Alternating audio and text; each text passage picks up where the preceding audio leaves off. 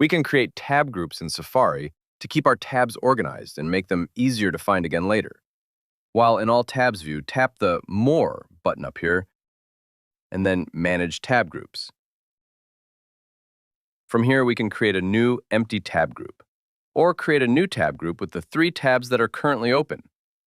Let's start with an empty tab group on the iPhone. I'm going to name this Sports News.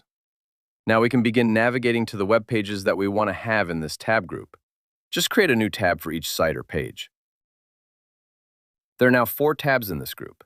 At the bottom of the display, we can swipe over to the 3 tabs that were open originally. These remain open but are not saved in a tab group. Tap and hold on a tab here, and we can move the tab into the Sports News tab group or into a new tab group. I'll save it here. Over on the iPad, the Sports News tab group has synced, and we can quickly open any of the 5 pages saved within it.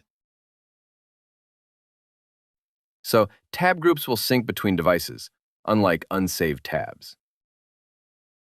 If I add another tab here on the iPad, it will appear over on the iPhone after just a couple seconds.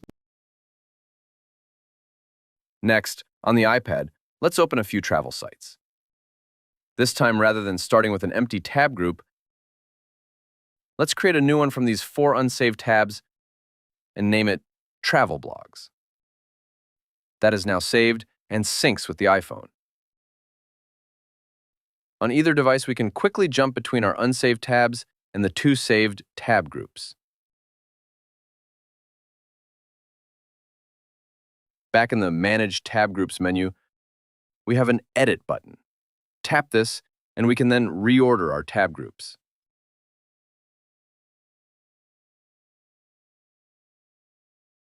Tap the More button next to a tab group name, and we can share the entire tab group via iMessage. For this to work, the recipient will need to be using Safari as well.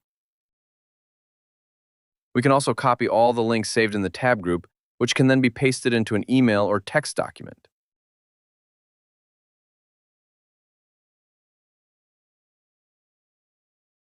And finally, we can rename or delete the tab group.